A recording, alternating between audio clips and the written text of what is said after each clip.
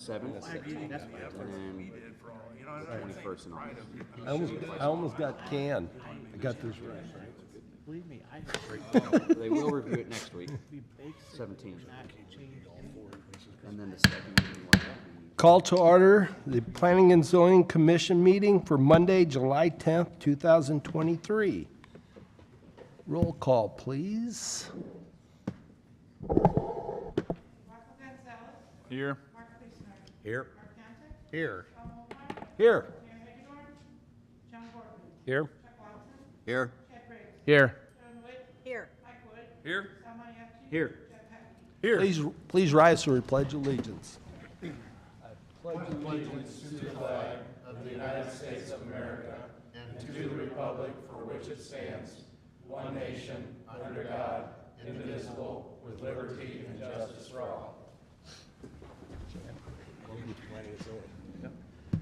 First item on the agenda is the approval of the minutes from June 12th, 2023. Motion to approve. Second. All those in favor? Aye. Any opposed? So moved. Moving on to item number 3, file number 230603, 1780 High Street PDR preliminary plat review. Sal? Yes, thank you. So this is our second review of this project. The subject property on the southern portion of High Street, actually the High Street connection, this is an old photograph, is now connected to Autumn Leaf, but it's currently zoned R1C for single-family attached. They're requesting the PDR. So last month, we reviewed the sketch plan that staff had reviewed, and the way a planned residential works is it allows the public to comment on the sketch as well as the preliminary plan. And then, as you all were, if you were here last month or if you saw in the minutes, there were no comments or changes from the public, staff, or from P&Z Commission. But that still next step is required to get them into the preliminary development plan approval. But again, just a little refresher, you can see here, got commercial zoning to the north. That property has actually since been annexed here as C2 commercial. And then you have the what used to be Senior Community District, which now would be the matching PDR in the area. So here is the sketch plan that was reviewed. Again, 25 units. You have a all single story. You have a 4-unit, 2 6 units, a more traditional duplex, another 4, and then a 3, giving you 25 units. And they'll have to be parking on only one side of this street, as it's a 30-foot street. And then with garages and driveways, they definitely have enough parking. They have 2 per unit that is required per the current code. Well, and actually, since this is PDR, they can, council and P&Z Commission can recommend whatever parking is required. Again, here is the rendering of the structure. This is obviously a 2-unit, but you can see as it would get, the same architectural style, whether it's 2, 6, or 3 for the individual buildings. And then here is the preliminary development plan. So when you submit the development plan, it just has an additional checklist of items you have to get. Some more details of utility hookups. The rendering was actually required for this instead of the sketch plan, but they just already had it submitted. But we sent them the checklist. They have updated this and have met the requirements of the section of codes. So staff again recommends approval of the preliminary development plan for this portion review and ready to move on to the council review. Questions or comments by board members? Sal, do you know what side of the street parking will be allowed on? I would assume they can choose that. They can, when they get their development plans, they have to show what they sign it. It would make sense that they would limit it on the driveway side, because you can fit more than on the other side, but they can choose either way. Our code just requires that when it's 30 feet, you have to pick one side. I just was curious if they had indicated anything. Any other questions or comments by board? If not, anyone in the audience that would like to speak on this? There's no further comments. I'll entertain a motion. So moved. First, Chuck, second. All those in favor? Aye. Any opposed? So moved. I guess we're assuming the motion was to approve. Yes. Item number 4, file number 230701, rezoning 2549 East Fifth Street from R1A Single Family to R3 Multifamily. Yes, and I'm going to do the presentation for 4 and 5 together, since the annexation is part of this project as well.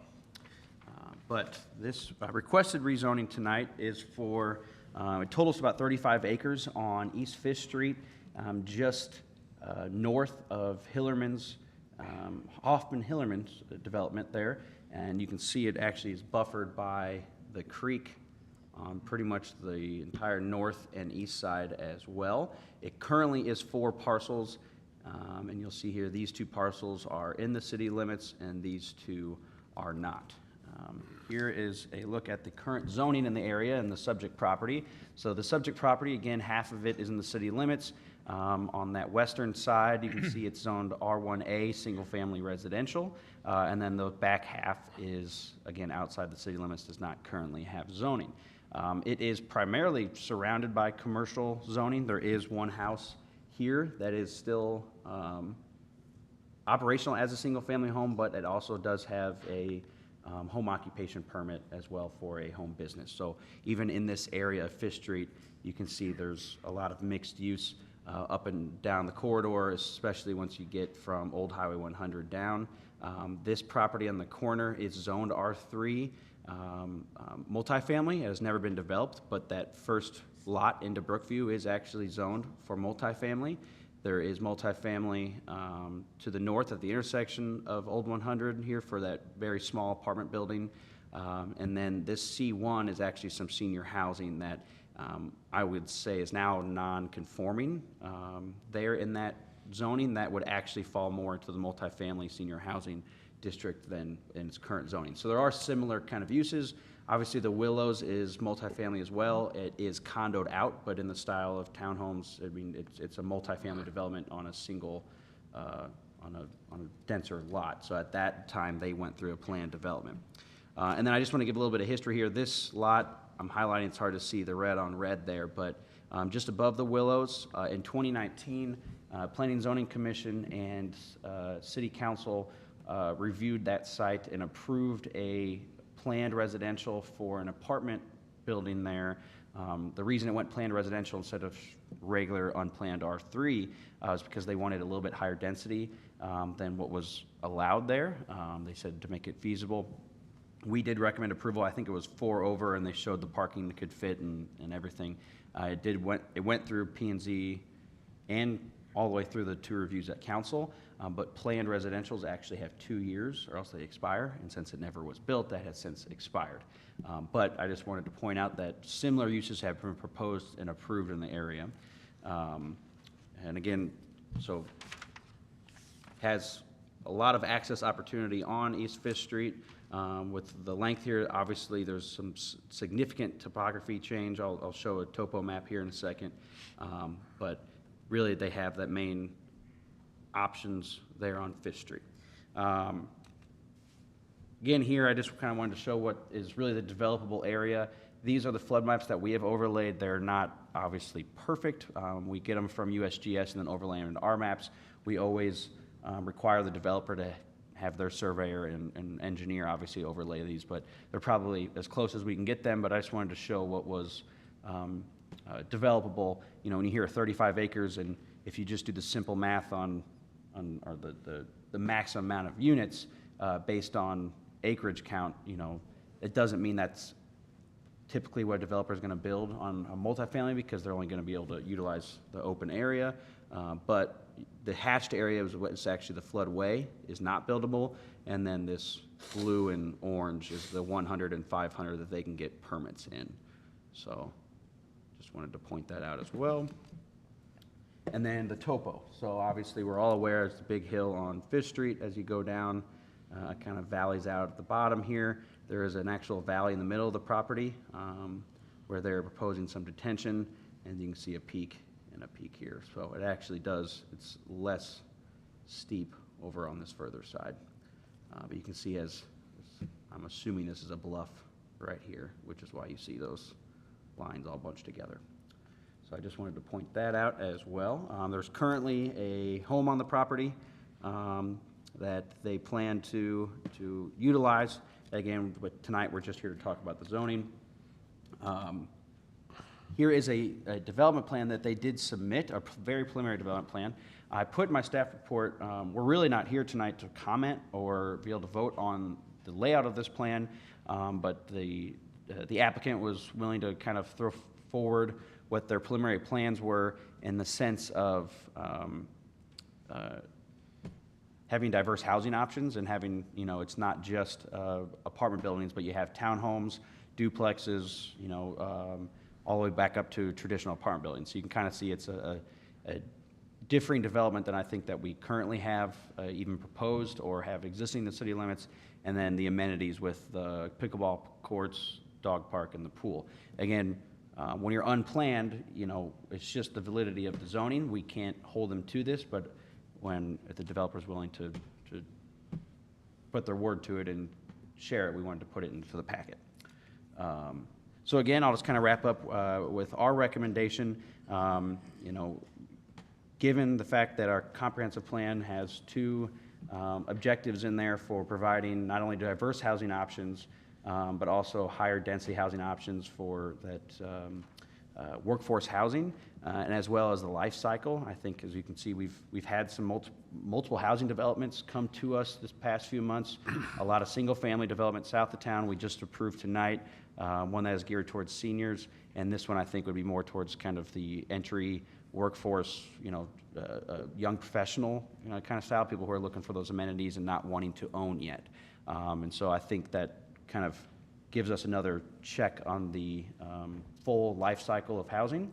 And that is probably the hardest, when you're looking for property that is appropriate for that type of zoning, that's probably the most difficult inner city limits, because we do try and encourage transitional between commercial and residential, closer to the highway where you're not back into, you know, putting this right into a single family subdivision. So we think this is a pretty appropriate area for this type of zoning with the fairly intensive uses. You know, nursery and florist to the south, but I mean, that's a pretty, you know, it's a high intensity commercial use with not just commercial shoppers, but with their trucks coming in and out. And then also there's the tow lot to the north. I know that has relocated, but that still is zoned for that. They could still utilize that for that use. And then there's been a history of this same use being proposed in the area and approved. So we do think it's an appropriate zoning, kind of transition it into back, still buffering from anything with the creek. You have Fish Street, which is a pretty high traffic count corridor that is already a buffer from Brookview. It's a wide buffer there, and you got a lot of commercial there. So we are recommending approval of the rezoning, as well as the annexation to match the R3 rezoning. And then with the development plan, we've already sat down with that plan with our site development, our site review team. You know, we've obviously already had some first round of comments about water utility, fire, and all that, but we will continue to review those and make sure it meets all the minimum requirements of code. So, Questions by board members? Well, I do. I'm in favor of the zoning and the annexation. But in seeing the preliminary plat, I'm a little concerned with the density and only one way in and one way out. well, it does have two, and we, But so, it does have to. If you can go to that map, Sal, yeah. where the drainage ditch is, that blue area there in the middle where the proposed detention is, Yeah, there's 140 units behind there. there east. I will say, but we're not commenting on the development of the I site development plan. understand we're not, but my concern is, and that's why we can vote for the annexation and vote for the rezoning, but if we don't have a plan to have two ways in and two ways out, now's the time to get that figured out, and not after they go through the trouble of developing the site. Right, and the applicant is talking to Hoffman Hillerman. I know that he can bring that up about the possible access to that point there, because that is right away down that, let me show a zoning map. You can see that is right away. But we have met with them. I mean, it meets our fire code currently. I agree.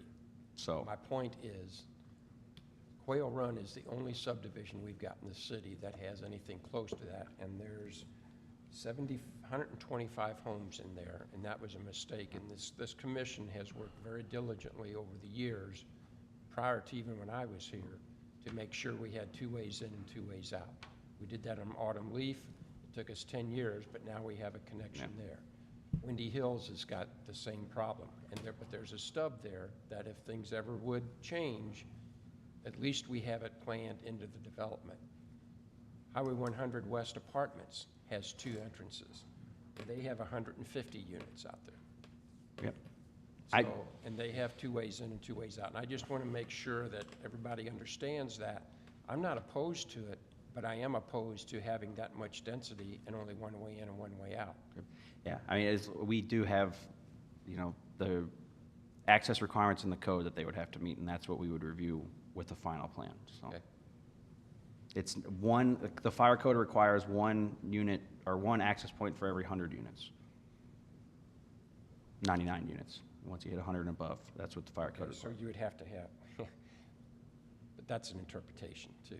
So, Because the way this map lays out, that second access doesn't do anything for those 140 units on the backside, on the east side of that. right. But again, that it would be an interpretation during the site review I'm just, portion. Yeah, I know, I totally understand. I just I didn't want anyone to get hung up on the layout tonight when it's I really just understand. the validity. And I don't want to get that way either, but Yeah. I think since they provided it, I think we need to provide. Yeah, something. provide comment now. Yep, absolutely. Because if this comes back to us again, I can guarantee you I will vote against it. Any other comments, Yes, questions? Sal, have you been doing any study on the water retention with the steep grade? Will everything go down to the creek, or will it? So they will have to, again, with the site plan review and the final construction drawings, they'll have to submit actual calculations that there's not going to be any increase in runoff on neighboring properties.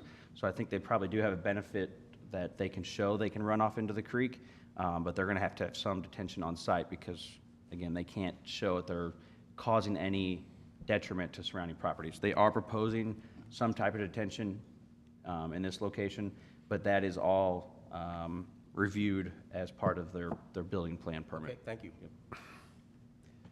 Any other questions, I would comments? by imagine board? traffic's not part of it as well, but I think it's gonna put more stress on that Highway 100, Fifth Street intersection up there with, you put that many people in there, that intersection gets backed up now already. And I don't know what the safety of it is, but, I mean. Yeah, we've been- I know we can't necessarily do anything about that, I mean, we're just talking annexation, everything else, but that came to my mind too, with putting that many Right. units up there and putting that stress on that Well- intersection up there. And the intersection of Hoffman, Hillerman's, and coming out of the Willows and the Yep. and the car wash and stuff right there also, because everything backs up from the highway, and now you've got all that. Yeah, we've already identified that with MoDOT to about possibly if adding a turn lane and fixing that light there. They're doing some improvements to actually they're going to do some resurfacing improvements, so that has been brought up with MoDOT. About improving their intersection at least. The right-hand turn lane from Fish Street heading south has already been in the works. Yes, So there'll be a right-hand turn, right now, the right-hand turn and a straight lane share. And in the new proposal, it'll be a right-hand turn straight and a left-hand turn lane there. Will they lengthen the left-hand turn lane? That's, I don't think it can be because you get back into where the Oh, I bank know, and that's- the yeah, or with the hotel parking lot. hotel. and So that that's, stack-up lane is not available any further back. if I'm- that's the stack, that stack up is what ends up being a big problem too, because of that. Questions, comments by board? I mean, I just would say, to Sal's point, it seems like a really good fit. I mean, having driven past that, it's a really hard place to work with. So I guess utilizing all the different options as well as the amenities proposed, I feel like it makes a lot of sense. Yep. Oh, yeah. I think the last thing I wanted to mention, and I wanted to, was the PDR that is an option is, typically when people want to have variances to our code. And in this, they're saying we can meet your sections of that. And so that's why there's no reason to go to PDR when we sat down with them. If you can meet the R3 standard, that would be the the better way to go. And that PDR is typically saved for, again, when you want more density or something unique and peculiar about the site that you can't meet the code.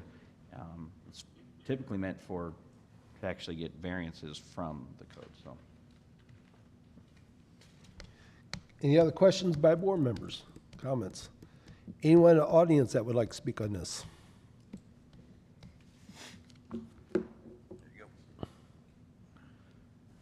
Good evening. My name is Cameron Lucan with Wunderlich Surveying Engineering. Been a while since I've been up here, so good to see you guys again. So yeah, we're excited about this opportunity. So the developer is with me here tonight, Ed Schmelz.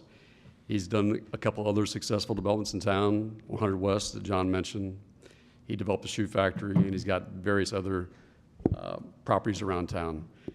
And kind of what he's seeing the need for, like what Sal mentioned, the life cycle, workforce housing. And the great thing about this property, it's close to a lot of things in the community. It's on the east side of town, so if anyone would want to commute, it's on the east side of town. It's surrounded by commercials, surrounded by a lot of natural features. As we go through this, you can kind of, as you mentioned, as you drive by, as you drive by, you're not going to notice a lot of change because it's going to be kind of tucked down and hidden off Fifth Street. So it's going to be we think it's going to be a great community for the folks that live here. So as Sal mentioned, the goal really tonight is about annexation and rezoning, and there's about 19.4 acres on the east side of this tract that we're going to propose to zone and annex as R3. On the west side, there's about 16 acres that's going to go from R1A to R3. And in totality, we provided that layout, and right now what we're looking at is about 196 multifamily units consisting of different types of things we'll get into here in a minute. There's the limits of the property. And basically this is a county map, kind of shows you where the existing city limits are. That's the 19.4 acres on the east side. That sits basically north of Hillerman's parking lot and maintenance facility. As you look at the zoning map, as Sally alluded to, it's primarily zoned, or the surrounding area is primarily zoned by C2, which is pretty unique. If you think about the history of this site, you had, Fifth Street to the north here, large plant, the wastewater treatment plant's right here. Fifth Street, it connects to the south, connecting the old Fifth Street and new 100. So there's the annexation limits of what will be annexed. That's will be rezoned. And this is a sketch plan that we submitted to the city. It's got a little bit cleaned up, a little bit easier to see.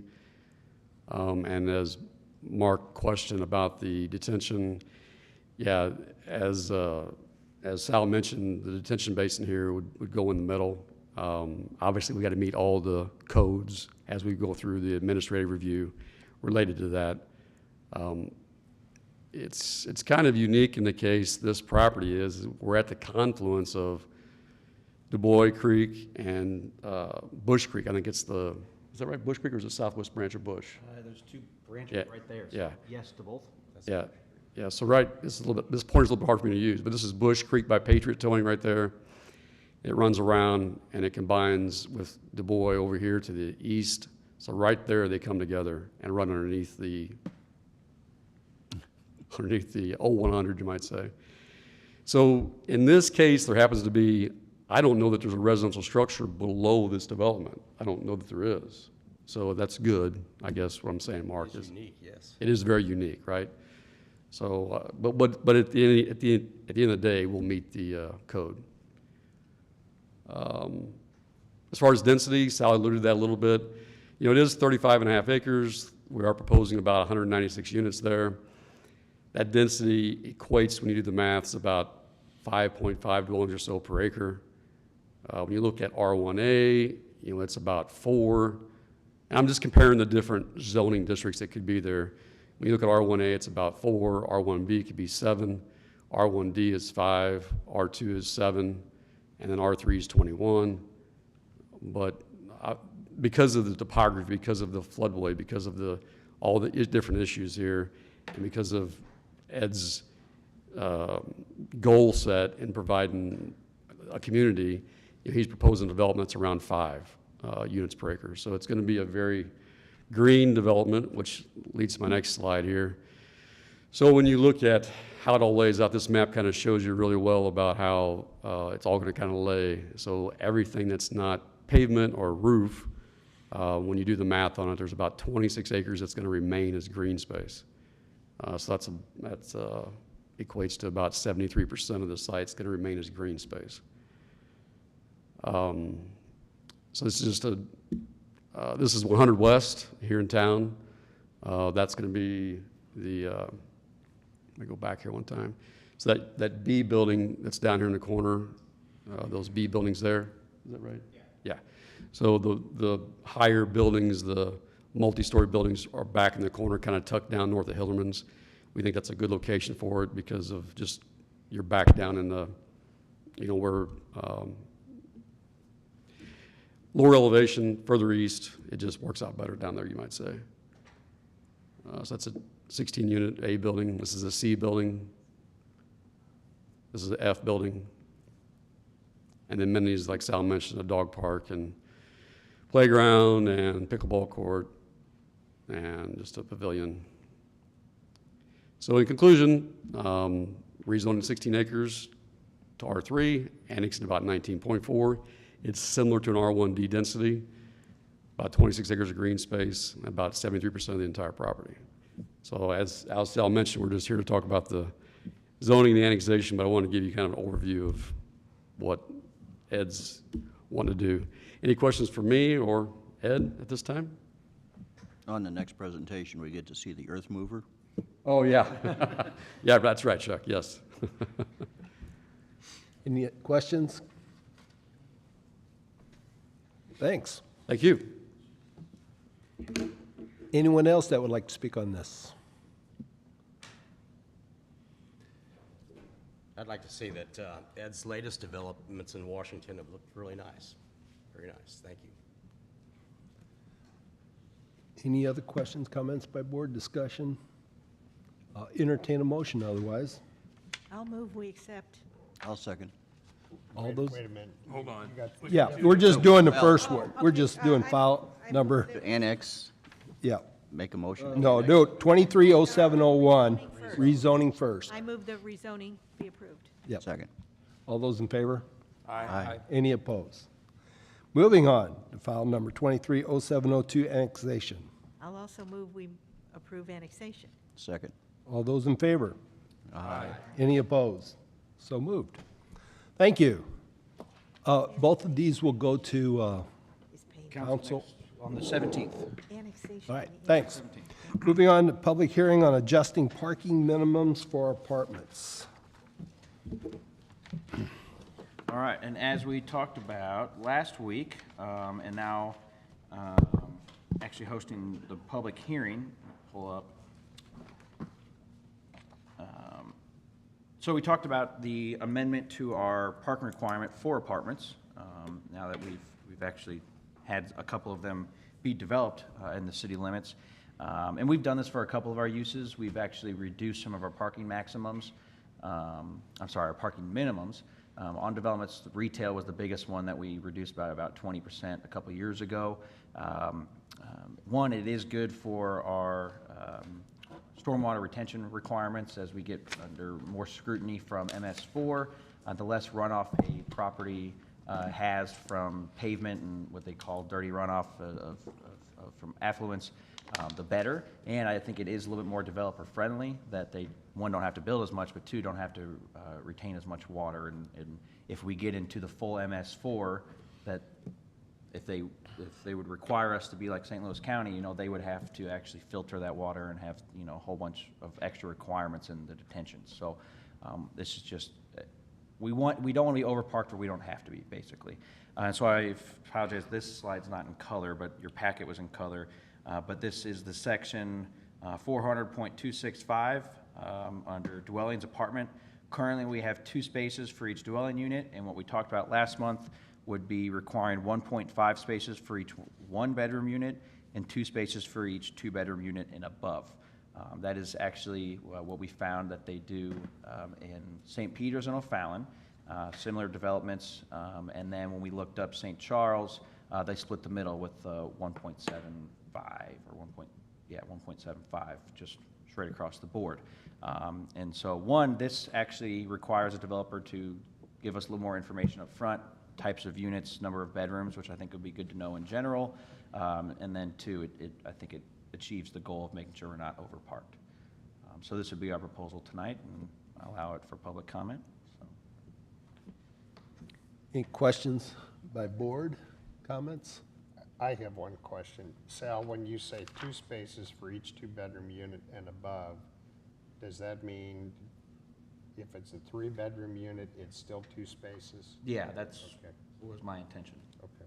which is what we currently have. Okay. Any other questions, comments by board? Anyone in the audience that would like to speak on this? If there's none, I'll entertain a motion. Motion to approve. First, second, all those in favor? Aye. Any opposed? Thank you.